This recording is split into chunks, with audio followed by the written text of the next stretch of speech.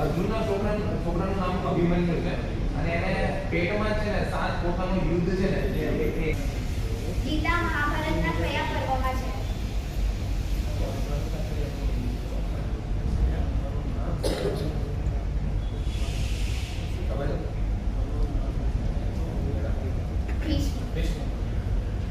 ગીતાનું બીજું નામ શું છે? આપણે શ્રીમદ ભગવદ ગીતા તો કહીએ છીએ, પણ બીજું નામ શું છે?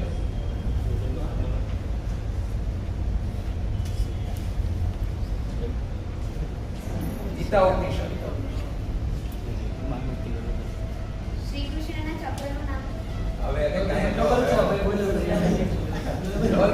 બોલો આપણે અહીંયા પ્રશ્નોત્તરી તો પૂરી કરીએ છીએ.